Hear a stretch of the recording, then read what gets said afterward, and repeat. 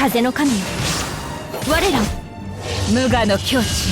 我操！灵命的雷电每班尼特每9条，一刀也快20万了。观众朋友们，大家好，这是系统哥。在之前关于叶兰的硬核片视频里面，我跟大家一起好好聊了一下我对原神的环境的变化的看法。今天我们再更进一步的去深入聊一下这些天来我发现的细节，以及一些组队的思路。首先，在开头大家看到的雷电将军那个伤害，虽然说是灵命的雷电，没有班尼特，没有9条无响一刀，居然也直接快冲上20万了。那单纯的是因为我小号绝缘本刷的特别的好，印象好的观众肯定记得我曾经在一个视频里面这样吐槽说，好的绝缘圣遗物就不出现在大号的，它全部给我调到小号上去了。你们看到伤害这么高，是因为那个雷电将军他是攻双爆36词条的4件套，你没有听错，就不算充能的情况下，攻双爆都已经36了，所以可能比起普通的灵命的雷电将军，伤害显得有这么一点小高。暴击率是75的雷电将军，一套差不多40词条的4件套，这个要是大号的就发达了啊。也许有人会觉得，为什么龙哥你的小号的圣遗物这么强？那是因为你们抽的角色太多了，知道吗？今天刷了风本，明天刷冰本，后天就去刷滑管，那你肯定不可能像我小号那样直接凑出6套绝缘4啊。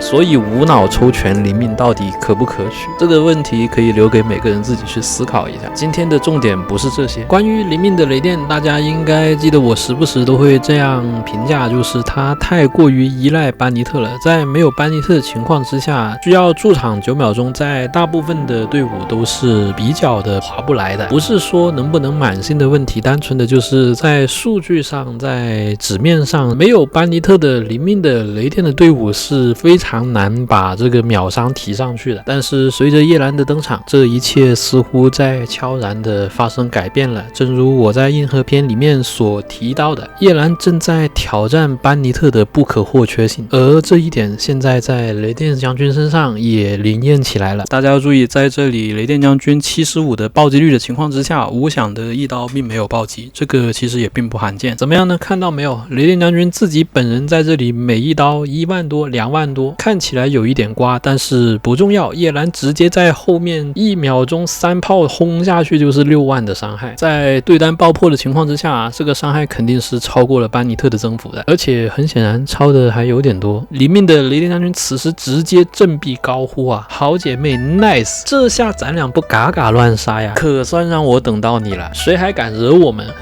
这就是我之前的视频里面所说的，所有的角色都因为叶兰喝到汤了，但是喝汤的同时，主力玩家们又露出了似乎感觉到了不对劲的表情，仿佛好像哪里有点不对，因为万叶跟班尼特甚至乃至于申赫都可以让伤害看起来似乎是前台的主 C 打出来的，但是叶兰不管，姐就负责乱杀，你们可以在前台助个兴。哎，其实无所谓，都是队伍打出来的就行了。一个好的队伍，重要的是它的化学反应，而不是看起来伤害要是谁打的，这个真的不重要。接下来我会跟你一一解释。我们今天来聊一聊更加硬核的、更加前卫的战术思维。在这里，我跟大家推荐一套阵容，由3位角色组成，分别是叶兰、雷电将军以及秦。没错，又是典型的3位大姐姐带狗的阵容。关于这一套雷叶秦的阵容，我一开始觉得这个读起来好像有点不顺啊，也缺乏一点震撼的感觉。雷电将军要么就用无响的一刀里面的一来取个名字，是不是读起来有点顺？但是这样的话，万一视频过不了审怎么办？要么就叫影叶秦吧，这样就纯洁了。早在雷电将军上线之前，我直接凭云出来了雷9秦的阵容嘛。这套阵容的唯一缺点就是刚需雷电的恶命了。事实证明，双风双雷，很多人用起来也感觉非常的流畅，非常的爽。那么今天这一套阵容呢，也很有意思。最为重要的是，它拉低了门槛，让普通玩家可以轻松打出高额的伤害。已经不再刚需雷电将军的恶命了。在账面上，它似乎优化掉了9条，但是实际上其实9条可以放在最后一个格子，这个问题不是特别的大，因为雷叶秦是属于3人成型的的队伍，3个人体系就已经非常的完善了，而第4人你就可以带一个对应环境的专属答案了。这一套阵容允许雷电将军在零命的情况之下，也把班尼特给一脚踹出去，踹到另外一队去。那么你要玩什么融化干预啊，亦或者说万达国际之类的，甚至点秋香呀、弧形钟之类的各式各样的阵容，你就会发现在雷电将军的这一队，你既不需要万叶，也不需要班尼特，也不需要香菱，也不刚需航球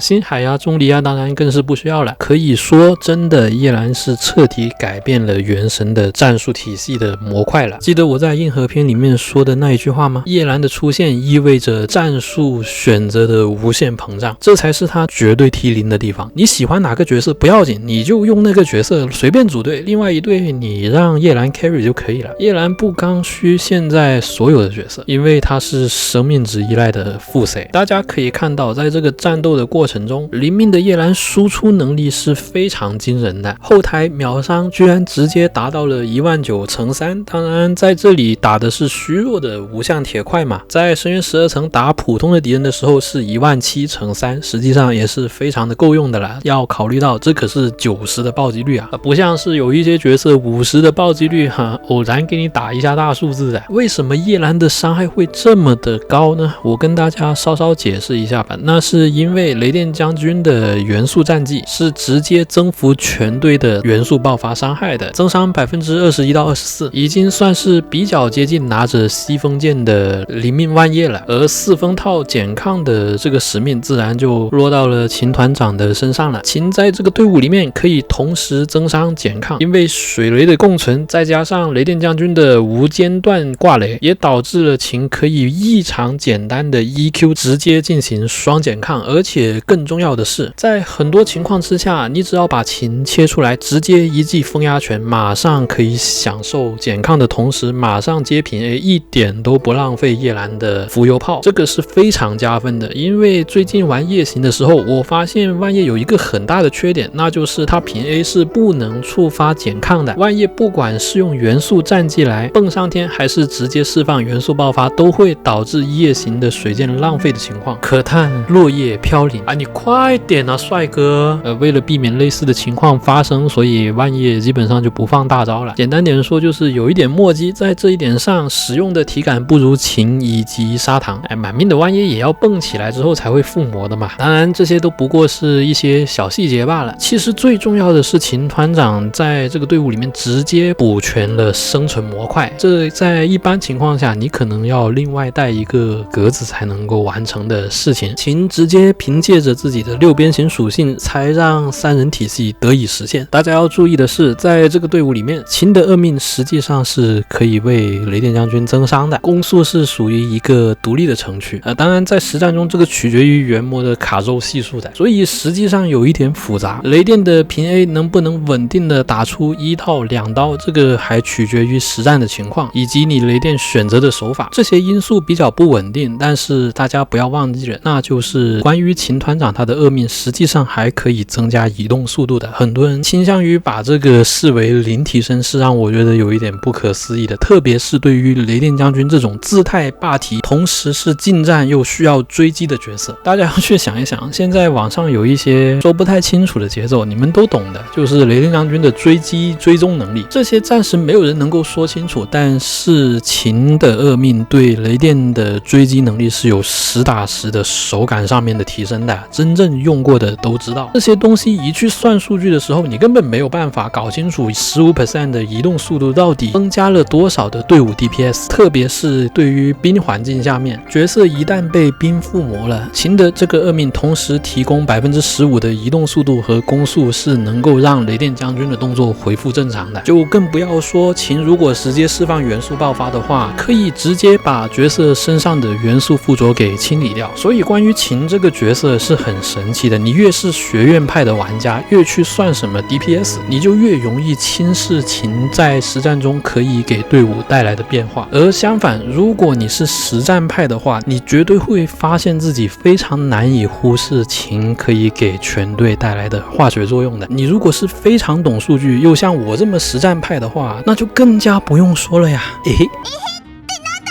哎呀，烦得要死！这人一天到晚就在这里装。在这一套体系下面，因为雷电将军存在绝对的霸体，而秦团长也不会给自己上内鬼火，所以雷电的生存能力是完全没有任何的问题的。我当然知道你们经常可能会看到这样的画面，雷电将军一刀就被剑鬼给秒了什么的，或者给冰丘丘王一锤就人没了，那是因为他站在班尼特的圈上面给内鬼火附魔了，反向给元魔打反应了，所以才不带航丘的话一招人都没了。但是雷夜琴完全没有类似的烦恼，我在深渊反反复复的打了好几次剑鬼，也没刻意怎么去操作，反正打得好轻松啊，丝毫没有感觉出任何的生存压力。你们可以想象，差不多40词条的雷电将军肯定是没多少血的。我在实验的过程中，秦也基本上没有开大招，为了防止溜鸣带来干扰嘛。但是我可以告诉大家，全程雷电将军从未出现过被剑鬼一刀秒掉的情况。大家从图上的总结可以看得出来，这3个人之间的化学反应其实是相当好的，逻辑上面是相互之间自洽的。事实上，有很多人甚至忘记了秦在前台普攻是可以全队回血的，所以如果一旦出现了紧急的情况，你手快一点，把秦团长切出来平 A 是可以帮队友急救的，就更加不要说秦的元素爆发是顺台嘛，加上在这一套阵容里面，因为雷电将军的存在，导致秦在单封的情况之下，64点的能量空缺是很容易给充满的，属于基本可以保证每一个循环轴都有大招的。秦可以给雷电将军提供生存环境，而反过来雷电将军因为自身拥有霸体，所以导致护盾是非常的不刚需的，即使是在混乱的情况之下，他也可以安如泰山的站在前台平 A 触发叶兰的高额伤害。所以说这一套3人组可以说是奶和霸体的完美结合了，总不至于20秒全队顺台一次你还能够感受到生存压力吧？就打个深渊嘛，不至于的。如果还感觉到生存压力，建议把迪奥娜、钟离和星海全都放在一队，然后再磕几个满命。事实上这一套阵容不仅仅是雷电跟秦在相辅相成，叶兰在这个队伍里面也是得到了相当大的喘息的。叶兰在这个队伍里面是负责乱杀的，但是秦跟雷电非常好的弥补了叶兰的缺点。大家可以去思考一下叶兰的缺点在哪里。首先一个最大的缺点就是它充能缺口并不小，然后搭配稍稍长一点的输出轴的主 C， 它就会出现卡 CD 的情况，这就是导致了你只有专武没有一命很尴尬，只有一命没有专武又很尴尬。但是在这一套阵容里面，雷电将军在拔刀之后只有不到9秒钟的输出时间，一旦输出结束，刚刚好可以切叶兰出来释放第2次战绩，又反而导致一命并不是特别刚需了。再加上雷电将军本身是目前游戏里面非常少有的全队充能管，这也就导致弱水叶兰的充能需求进一步的下降。在实战之中有150到160的充能也是足够的，直接就深水爆，还可以临命解放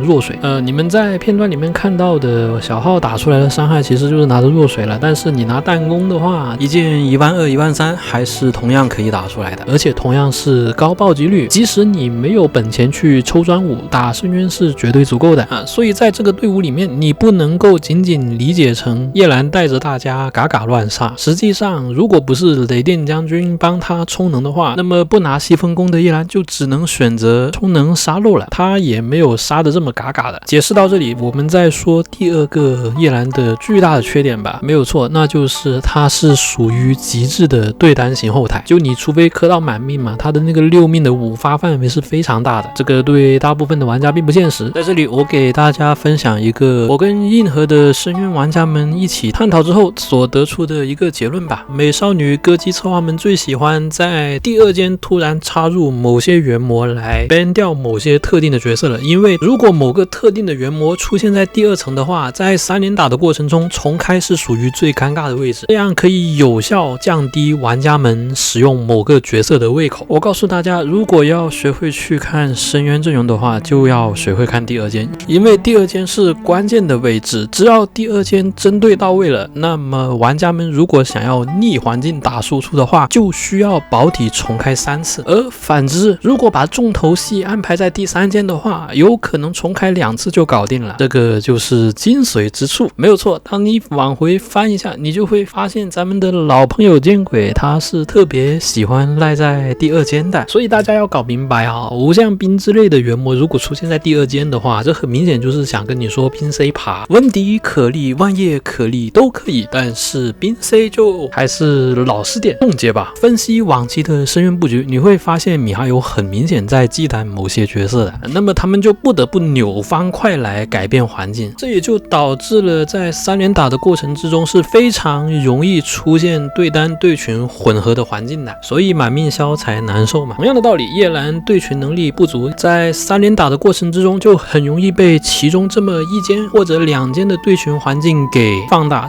现在的事实就是深渊并没有这么多极致的对单或者对群环境，你除非下一期复刻萧公嘛，这一期才有可能全部都是对单的。我不知道萧公要不要复刻，我只是猜的。这个时候配对的全面性就很重要了，绝对不是一句话对群你干嘛上叶兰可以解释的。毫无疑问，在现阶段角色能否同时对单和对群成为了一个重要的指标。没有错，有一些聪明的老观众也许听得懂了，秦在这里的位置就显得非常重要了。为什么呢？正如我前面所说的那样，秦他是解放了一个格子来让这个3个人成为了3人体系的，秦团长直接为这个体系带来了最重要的格子资源，这个其实就是雷九秦为什么是雷九秦而不是雷九万叶的根本原因。你带了万叶，你就得带一个星海，用一个格子的自由度来换区区的40增伤，很显然是划不来的。这个就是高等格子论的精髓，也就是我在最初的硬核视频里面给大家解释的，全能型辅助的终极价值就是格子，就是更强的战术灵活性。更何况我们在讨论的可是雷电将军呢，增伤区对于雷电将军而言简直就稀释的跟水一样的。那么很显然，雷叶青直接空出来了一个格子，导致了整套阵容的灵活性大幅度提升了。对于叶兰而言，他强势在对单的打桩 DPS， 那么与此相对的难以避免的就是他对群能力肯定是相对而言比较弱的。雷电将军的重击范围非常的大，但是灵命的雷电你就指望雷电去对群显然不是特别现实。那么秦解放了一个队伍的格子之后，你就会发现整个队伍的灵活性瞬间的飙升了，你甚至可以在后面直接塞一个优拉，直接打出变种的雷欧组合来对付特定的需要的对群环境。我知道你们在想什么，是不是抽了一个灵命的优拉从来就没有用过呢？是不是非常的不爽呢？但是这样一组队，你有没有发现360度对群毫无死角了？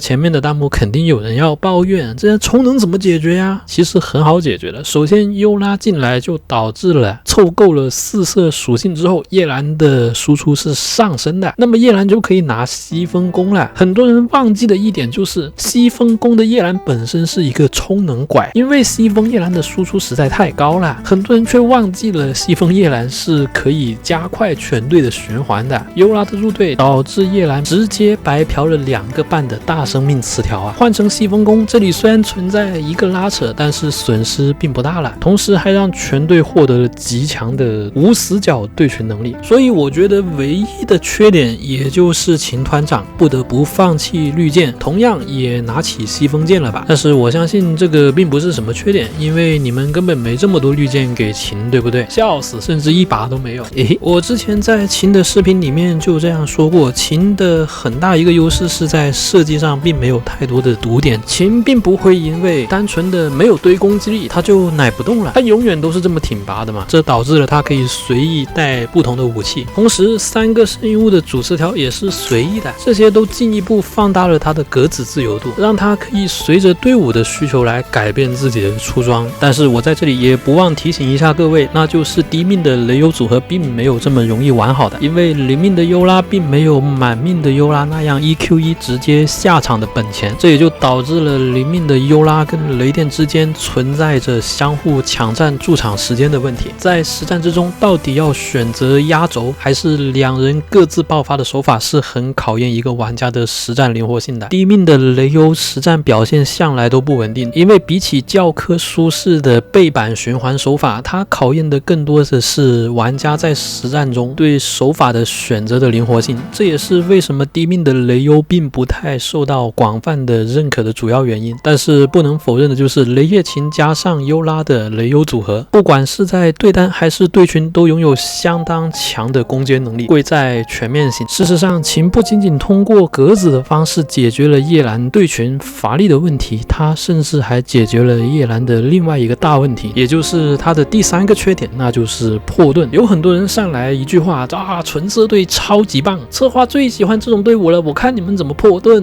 叶兰不行的，叶兰被高估了。所以说人还是要学会思考的，尤其是对于雷叶琴这种有一个空格在这里，给你带来了无限的战术灵活性的队伍。在原神的战术体系下，水系角色自身是破盾能力比较弱的，因为水系既破不了冰盾，破雷盾也是非常的差强人意的。这也就是为什么非常多人质疑夜行的破盾能力的主要原因。万达国际里面公子基本上都是专精破火盾的，剩余的基本上都是交给剩下3位队友来负责。而类似的问题在雷叶琴上面就显得更加有意思了，他直接空出来了一个格子，你还说什么破盾的问题吗？而且很多人其实不知道，秦团长其实是破盾高手，秦在不染色的情况之下，破盾是风系第1的。其实你们可以在 B 站随便搜一搜，肯定能找到那种什么秦团长一个 Q 把3色使徒炸的马都快没了的视频的，那个当然存在一定的内鬼成分，但是在这里秦团长他本身破盾能力就很强的同时，他带来了一个格子啊，那么你最后一个位置是不是甚至可以塞一个西风香菱来同时对群加破盾呢？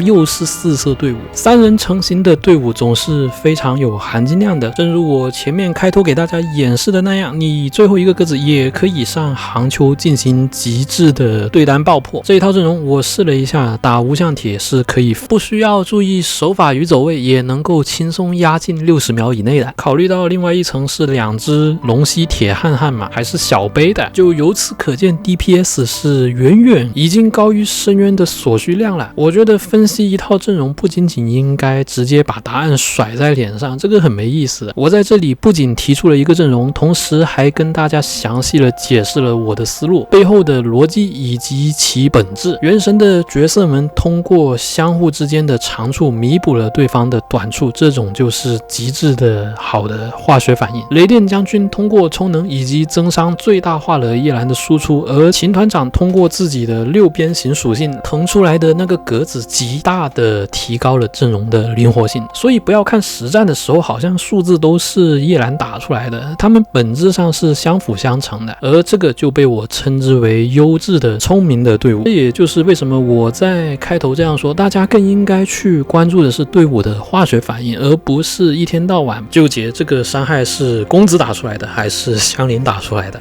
怎么好像串台了？随着叶兰的出现，随着时间的前进，我相信接下来的原神将会出现越来越多像叶兰这样的高火力型后台角色，每个角色之间的分工将会显得更加的明确。也许像旧时代某些队伍那样，叠满了 buff 之后，让伤害看似是前台角色一个人打出来的个人英雄主义，在某一个时间点将会暂时告一段落。也许有人会为此感到伤感，原神变得不再是一个由自己心爱的角色打出大数字的游戏。然而在我的视角看来，原神的强度系统下，团队合作的概念却自始至终从未发生过改变。当你把自己的目光放在队伍而不是个人的时候，当你往后一步跳出眼前的假象的时候，你才会看到更遥远的东西。原神虽然是一款单人单机游戏，但是它本质更是一款团队的游戏，而这一些就是在接下来主 C 可能不再是主 C 的新时代，我希望大家去思考的东西。而同时也是为什么我觉得比起去抄作业、探索、挖掘不同的组队，才是游戏的核心乐趣。一眨眼 3.0 距离我们已经不再遥远了，想必新角色们也在须弥静候着旅行者的到来。而毫无疑问的是，我们玩家们的思考也必然会迈入一个全新的时代。我已经迫不及待了，让我们顺着这一趟旅程继续前进吧。一键3连关注董哥的频道，后续为你带来更多更有趣又更有含金量的游戏资讯。